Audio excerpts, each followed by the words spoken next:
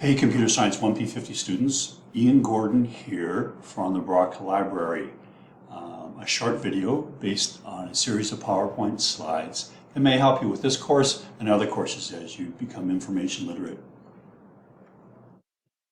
Teaching and learning librarian, I've been here for a while, help students by appointments, with groups, come to your class, so you may see me elsewhere, but just here glad to help you to be informative about fulfilling requirements for this course and other assignments as well. Here's the agenda for the seminar. I'm going to look at top 10 resources you should know about, and you can follow up afterwards. We're going to talk about scholarly resources as books, databases, and articles to find information. And at the very end, I'll show you where, how, and when to get help.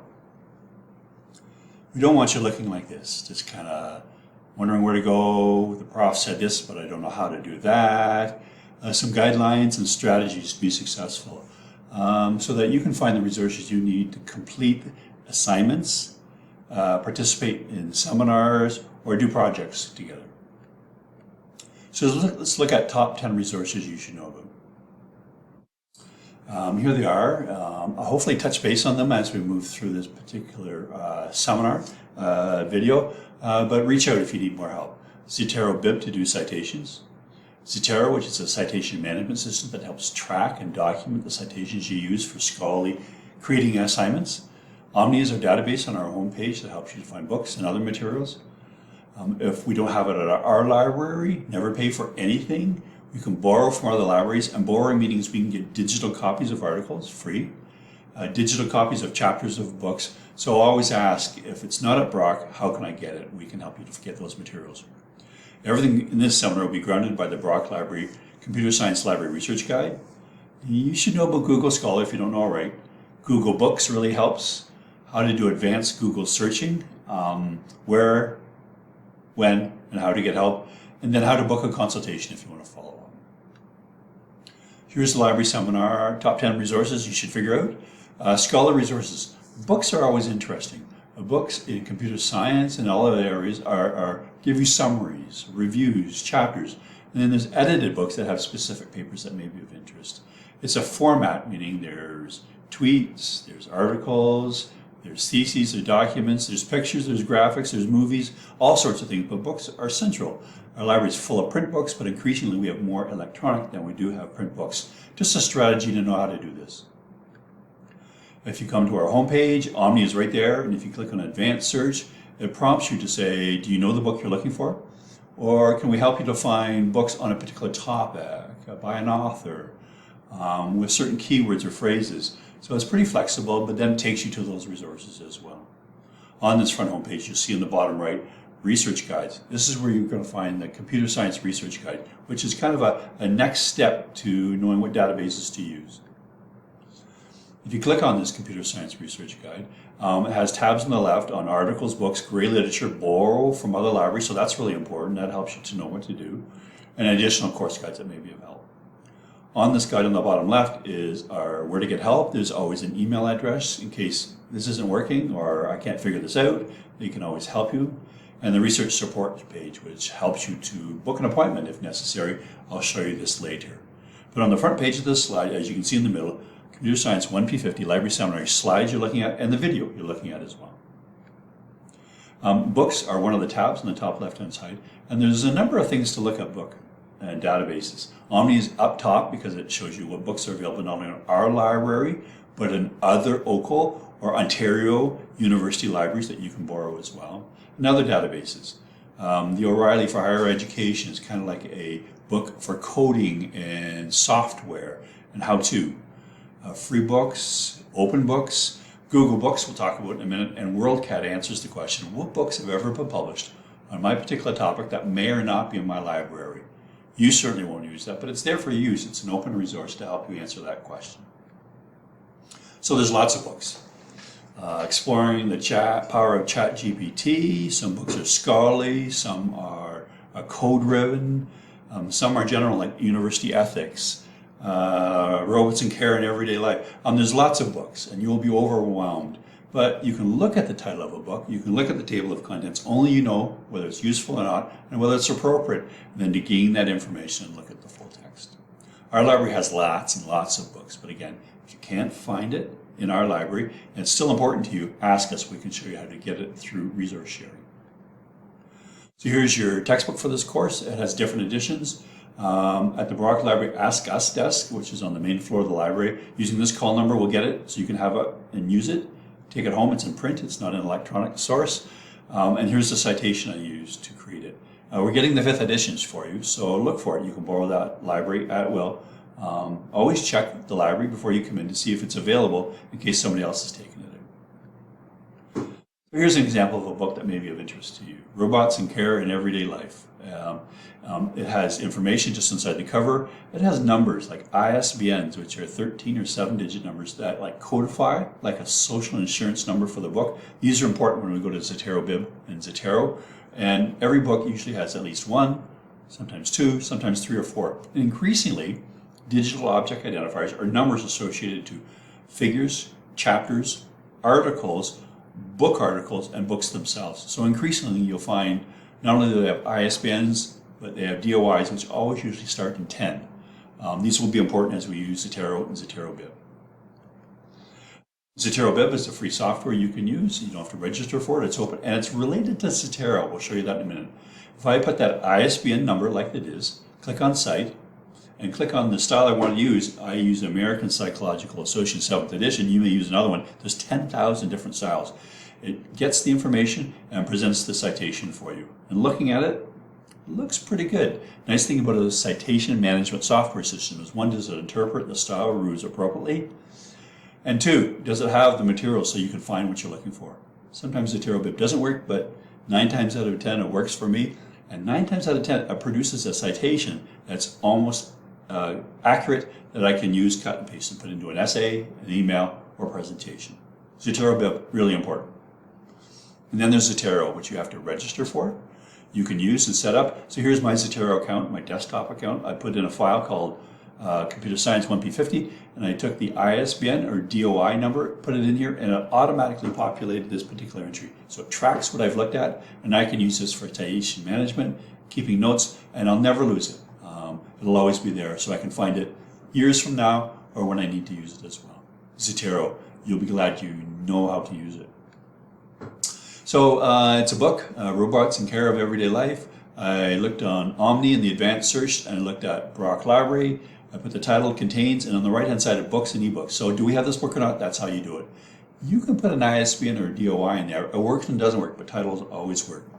On the top left hand side it says Brock Library and Omni Libraries. So if you clicked on that and you searched and you found it wasn't at our library, but it was at Western or Lakehead or U of T or some other library, you can click on a button that asks you for your proxy information, your username and password, letters, numbers, letters, and you ask that library to send it to Brock, email you when it gets here, and you get to keep it for 90 days and then return it for free off to resources. So not only are you have available the books and ebooks we have, but if there's print books at other libraries that may be important to you, we can get them for you as well. It's really amazing. Here's the entry in Omni for that particular book. It tells you it's an electronic book. It's available online as opposed to on a certain floor in the library with a call number. You can find it. You can create a citation. You can email it. The permalink is the URL that takes you to this particular entry.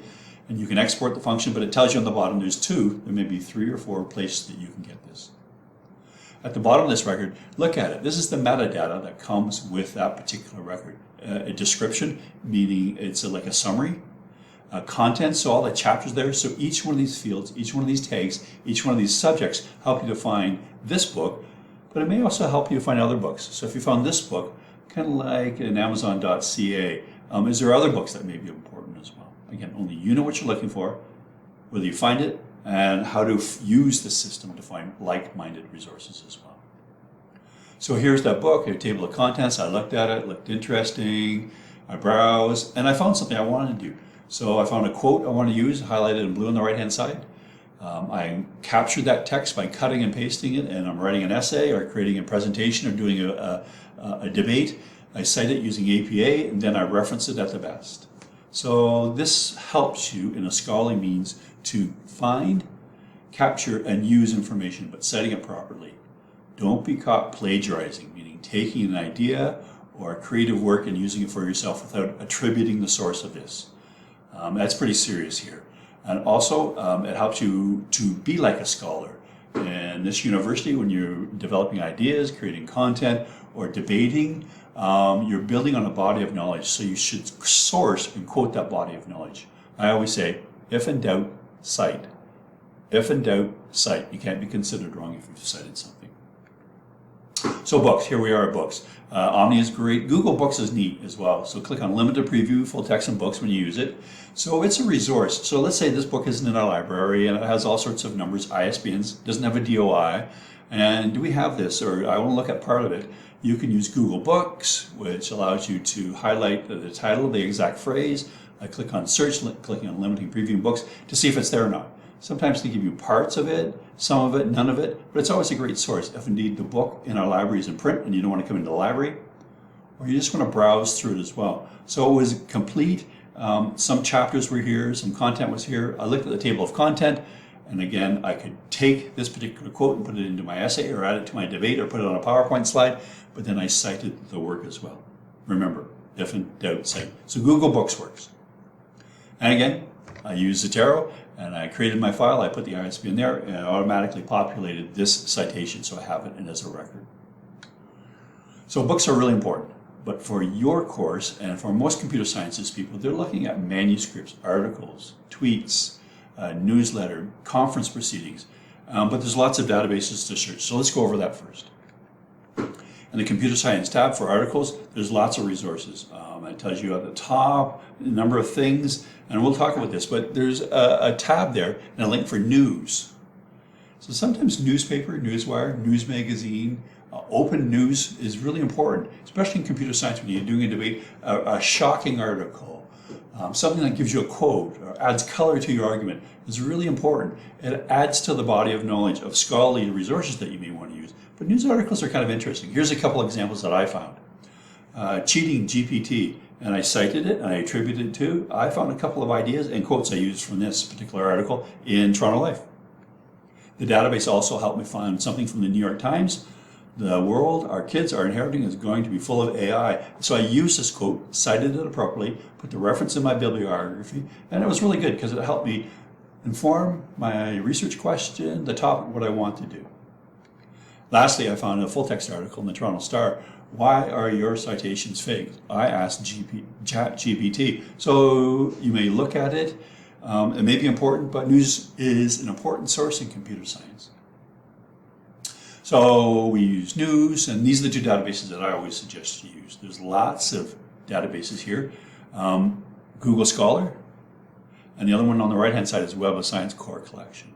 I use Google Scholar because it pulls things up in a way that are quick and dirty, easy to find ideas, or articles that may be bang on. Web of Science Core Collection is a database including scholarly articles from all disciplines, humanities, social sciences, computer sciences, applied sciences, STEM areas as well. So it's a good first stop, and chances are that Web of Science not only will allow you to find resources, but then to browse them and use them as well. Usually those are the two shops. There's other databases here, like ACM Digital Library, Computing, IEEE Explorer, which is more of electrical, iInspect is more physical sciences, Compendex is engineering, Archive, ePrint Archive is manuscripts and precursors to articles. And there's other two preprint servers there as well. So you can use all of these. There's overlap between the two. Some of them have a business perspective or a computer science perspective. Some are artificial. So there's so many areas in computer science that more than one database may help you. But those are the two starting points you should search for every particular assignment. But here's all the databases. Gosh, there's lots of them. I wonder if you've used some of these. Google Scholar, Semantic Scholar. The ones in green are open, meaning they're available to anyone on the internet, but the content is sometimes provided by Brock. The ones in black are proprietary databases, so you have to move through the proxy server, move through sign-in letters, numbers, letters, your password to use them because we pay for them and the content that comes with it as well. The second paragraph has Google Scholar, ACM. Those are the databases that are listed on the Computer Sciences Library Guide. So it's only a subset of all that's out there. And again, as I suggested, always start with Google Scholar using the proxy access abstracts and the Web of Science core collection. Those two databases will help you find whether there's something, there's nothing. A few ideas help you to reframe your question to get what you need. Most of the times when you look for articles, you'll find too many, you'll be overwhelmed, and you have to limit your search as well, which is a good thing rather than finding nothing at all. So let's look for articles now. Look at books and databases, there's lots of them. What articles do you want to look at? So I said Google Scholar. So you can go to a Brock Library, and on the graphic, if you click on the search tab, Google by databases and Google Scholar, it gives you a proxy access to Google Scholar. Our research guide, there's another proxy address, and the list of databases have it as well. So always move through Google Scholar, whether you're in your IP domain, meaning you're here on campus, or move through the proxy access using the library gatekeeper's port. That way, it helps you not only to use it more fully, but find the full text articles as well. So here's that list. So Google Scholar, you can click on that tab there, it takes you right to it as well. So here's a search. Google Scholar is a pretty blunt instrument. And on the top, I put ChatGPT. In quotation marks, I put university student. And then at the end of student, I put Shift-8 to get the asterisk, so it picks up plurals or endings or truncations. And the university student is looked up as a phrase, meaning the word university beside the word student and cheating. Now, Google Scholar, pretty blunt, can't get too creative, it's not very robust, but you can find 1 or 2 articles as well. So on the right-hand side, those URLs are our holdings that link to results.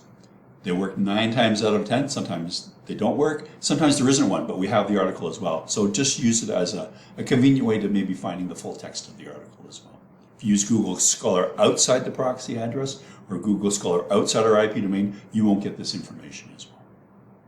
On the right-hand side, you can sign in to Google Scholar. Gmail is what I use. Build a profile and actually saves your results, builds your libraries, and keeps a record of what you're looking for. I use it and don't use it. There's other resources that I use as well. If you look at the second entry on this page, ChatGPT in medical imaging and higher education, you can save it into this library. Cited actually works quite well in different style formats. Cited by, meaning this article in the Google database has been cited 9 times by other articles. Makes you wonder. It's a way of following up on an idea. They may be important as well. So it's up to you to decide whether you're answering your research question, you're getting what you want, or to change your search strategy.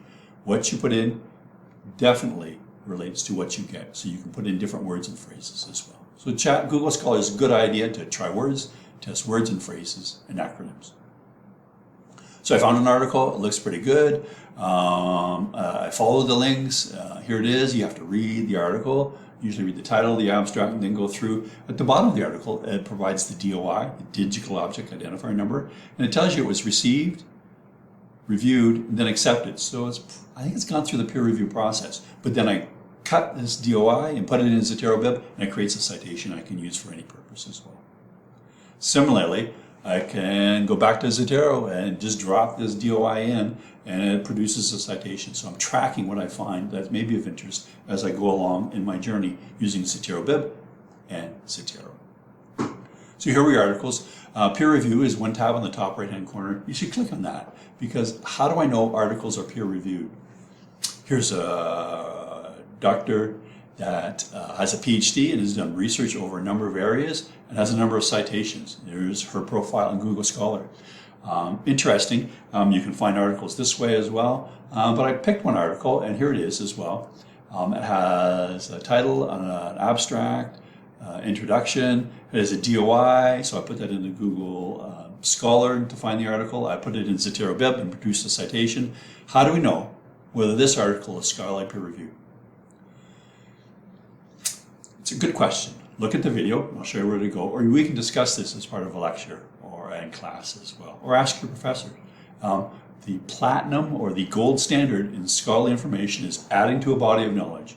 And scholarly peer-reviewed articles are the most appropriate and sometimes the most critical articles that may add to an argument, add to an essay, or add to a debate as well. So always look for scholarly peer-reviewed articles, noting that other sources of information are just as equally valid. Here's where that video tutorial is. What does peer review mean? Look at it, see if it makes sense. There's other video tutorials we have in the library as well. So back to journal articles. We tried Google Scholar. Let's try Web of Science core collection, moving through the proxy server. Here's your course, team debate project. It says add references. So yeah, there's an expectation that you'll be informed as part of a lecture, a seminar, or as part of a project to add to the body of knowledge that you're talking about. Here's my article, title. Here's my topic. Here's my research question. Is ChatGPT, AI-driven software, a threat to academic integrity in higher education? So how, if I really want to do this, how do I transliterate this research question into a strategy to search all the databases, including Google Scholar and Web of Science Core? What are the concepts of this particular research question? So breaking it up into concepts. So there's 3 concepts: ChatGPT and AI-driven software. Another concept is academic integrity. Another concept is maybe the environment we're using this in higher education. Take your research topic and divide it into concepts rather than throwing all this into a database and hoping something will come out the other end. You got to think like the database you're searching. So I looked at this and I thought there's 3 concepts I'm looking at, 3 areas I'm looking at. So all the articles or research should have these 3 concepts, or it helps guide me to narrow the search to find not too much literature, but not too few, or miss it altogether. So I've taken these concepts, and here I've shown it in a different way. So I'm looking for other articles on ChatGPT, academic integrity, higher education, but there's 4 searches here. I might search for articles on ChatGPT and academic integrity, or higher education and academic integrity, or ChatGPT and higher education. So there's a variety of ways of tackling this particular research question using the research question, the concepts, and kind of looking at it this way. So I took those 3 concepts and I looked to see what other words are appropriate for this particular strategy. Knowing English isn't perfect, there's different ways to use different topics. So for ChatGPT AI-driven software, the first concept, I could have looked up ChatGPT or AI-driven, or since databases don't look at hyphens, I put AI-driven quotation marks. It looks up the word as a phrase. Chatbot or bots, if you use Shift-8, it picks up words without root. Machine generated or artificial intelligence. Then I did the same for those other 2 concepts, academic and or cheating and cheating, plagiarism, spelling does count, or authenticity. I separated each concept and all the synonyms or words or phrases or keywords by or, and I'm going to and these concepts together. I also noted on a piece of paper other things I tripped across: fake news, fake citations, turn it in, threat, risking, problems, danger. These are other words that were kind of interesting as well. I may or may not use them. So we've got a research question, we've got concepts, and I've developed search strings. So if indeed you're having a problem under the grade literature section on the computer science tab, there's definitions. So there's dictionaries and encyclopedias that are right there. There's 4 that are really neat to help you think of other words that you may want to use. There's other forms of documents that are listed here. If you click on the definitions tab, Word Hippo is there on the top right-hand corner, but there's other scholarly resources that help you find a definition, alternate keywords, acronyms that may work. And so I went there and I looked for the word cheating. And here's other words. And so there's a whole page, interactive database that's open and free that helps you to find what other words you may want to use cheating, like dishonesty or deceit or fraud. Never thought of that. It helps you think outside the box, since English isn't perfect. And it may be a strategy to help you to find alternate keywords and phrases that you may want to use. Word Hippo, I use it all the time.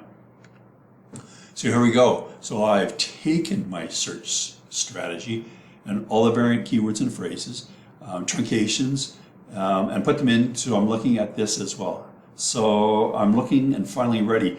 Other things I've looked at, my boundaries I've put in my search, and you'll probably think of this. I'm looking just for scholarly articles, not looking for patents or standards or newspapers, though they're important. 2021 to the present, anything before that may be important, but I'm going to look for the current stuffs.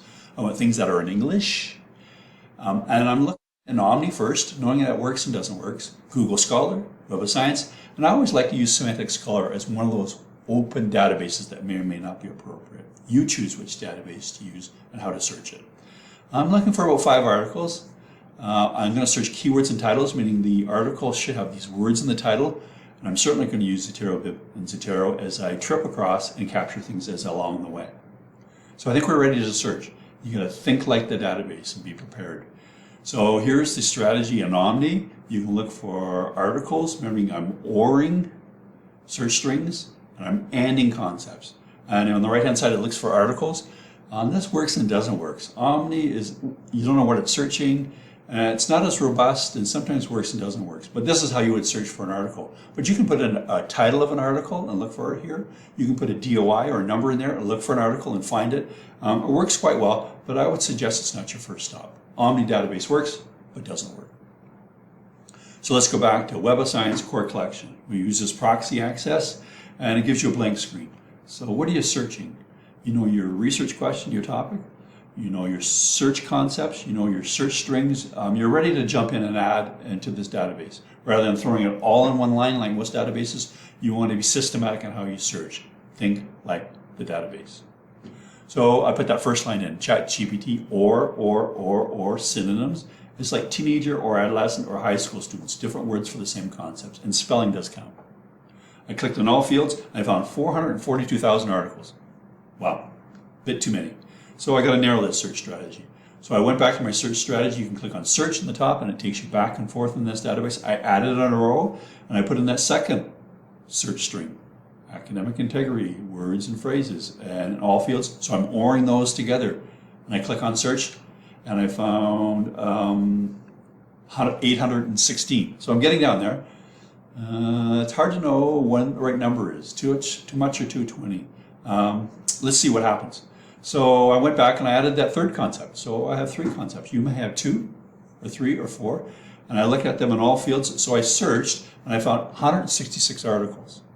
I defined or limited on the left-hand side by articles that are in English and for the 3 current years. So you can use those filters as well. Or you can search within the results, as it says refine results. But I browsed them. On the right-hand side, they're sorted by relevance. You can sort them by newest to oldest. You can sort them by the most impactful articles, the least impactful articles, but you browse through them. Serendipity is a research methodology such that I found 166 articles. I'm looking for maybe 10 or so that look appropriate. I may use 4 or 5 of those as well. Every time you find an article in this database, you can see right in the middle, I clicked on number 1 and it added it to a marked list, meaning as I go through the database, everything I find that looks interesting, I park it and put it to one side. So at the end of the search, I pull all these articles that look interesting. Pretty easy to do. I revised my search strategy. So I look for words and titles of articles. Remember I kind of said that's my topic? The first concept or the third concept. And I searched and I found 80 articles. I slipped it up again. I looked at the topic, which is keywords and titles, abstracts, and subject keywords of the article itself. Never do we look in this database at the full text of the article, but in the title I looked at the word writing was coming up. And I put in, remember, under topic on that second thing, fake or turn it in. I thought those were important as well. So I kind of said, let's do this as well while I'm in here. I found 80 articles. And then when I went through it, I found this article, which has a title, authors, a size assortation. It has 47 references at the bottom of it, and it's been cited 9 times by other articles. So those look interesting. Look to see what body of knowledge they're building on and how other people have used this article as well. But note, this isn't a journal article. This is a proceedings or a paper from an article. In computer science, articles and scholarly peer-reviewed articles are really important. Books are really important. Manuals, standards, patents, all those sorts of things. But proceedings are huge as they share information and ideas. So don't be ruled out that proceedings isn't important. It may be the perfect article for you. So I highlighted it and added it to my marked list. You click on the title of the article. Sometimes it gives you the name of the journal, the DOI, the digital object number, which is unique to this article. When it was published, the conference usually gives you an abstract and keywords. It gives you further context of, is this important to me? Is it answering my research question? Do I need to save it? And at the top, it tells you how to find it at the publisher or find it at Proc. Again, this is a service we provide. I put the DOI on Google Scholar as well, and it came up with the holdings on the right-hand side, so you can click on it, and it brings up the full text of the article. In section 3.2, there's an interesting quotation there. I wrote an article, and here's someone commented, and I cited it, and I plused that reference at the bottom. Remember, plagiarism is something you don't want to fool with. If in doubt, cite it. So I cited it. Will I use this? I'm not sure, but at least it's in my database as well. As I went through Web of Science, the neat thing about this database is as I parked things and put them to one side, on the left-hand side, I clicked on the marked list. There's 13 records I found. Clicked on the documents, clicked on the file profile format, RIS format, I says, I want these 13, I want the author, title, source, and abstract. And when I click on export, I put it right into my Zotero account. So now I have about 20 citations, books, articles, proceedings, but mainly scholarly peer-reviewed articles that are here as well. I can create a bibliography, I can add notes, but helps you citation management, the citation references you have as well. Click on and create a list of citations in the style format I want. I'm using APA, which most people use, but you can change and use another format just as easily as well. Pretty neat. Last thing I'm going to show you is Google Advanced. Click on Google Advanced. If you've never used it, you can search for all these words like ChatGPT. It's pretty blunt. And any of these words. So I put in plagiarism, cheating, writing, threat, or fake. And at the bottom, I said I want these words to appear in the title of the item that's created. And I want to look at PDFs. So I included those two and clicked on Advanced Search. Most journal articles, reports, and other sorts of documents in PDF form have these words in the title. And it may be of interest. This is what I got. And there's 5 articles, one document that may be appropriate as well. You can look at the full text of them, find if they're in our library, and add them to Zotero Bib or Zotero. So there you go. We reviewed the top 10 resources you should know about. Contact me if you have a question about them. We looked at books, databases. There's lots of them, so you have to navigate that. And there's articles as well. Where, how, and when to get help. Well, that research guide that's there. There's other research guides and other subjects for other courses that you may take. Email the library at any time. They'll get back to you during the workday week. Ask Us Chat Services. The button that's on every page. Click on it. Someone may or may not be at Brock is really interesting. You may be interested in looking at my email, but asking a quick question. This isn't working. Or how do I find this? There's someone at another university across all Ontario, days, nights, and even on weekends. If the Ask Us Chat button is there, click on it. Someone's there to help you right away. Or book a consultation. This may be in case you don't know what to do. The professor said this, and I got to figure out Zotero and Zotero Bib, and I'm just having a problem with it. Or I'm trying to shape a research strategy in Web of Science. Can we work on this together? Because that's my preferred learning style. If you click on this, it comes up with this. You can click me or anybody else, one of my colleagues. You pick a date that's available to you, and on the right-hand side, it meshes with my availability. It picks a time that a half an hour to 40 minutes that may be appropriate. When you click on it, this book a consultation app will ask you why you want to meet, and you'll say, hey, I need help with this, or can we meet with this, and indicate in that message whether you'd like to meet by Teams, meaning online, or I always find it best to meet somewhere on library in my office so we can work on this face-to-face as well. So don't rule out asking, a really good thing. So one thing you've learned today, wow, there's that top 10 lists, all the databases, Zotero, Zotero Bib. Hopefully you'll be successful in finding the resources you need in a timely manner and use these skills for other courses that you take as well. Again, my name is Ian Gordon. I'm a teaching and learning librarian. My email address, and if you email me, put Brock or Brock Library or the course code in the subject line of the email, or maybe go right to my junk mail. If not, do that, and it usually works for you. And I'll get back to you when I can.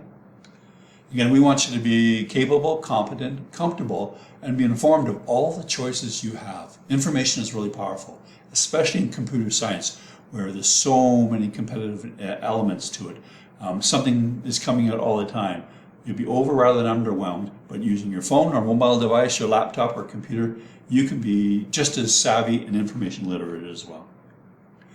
So if you have any questions or comments, email me, or when I'm in class, I'd be glad to help you as well.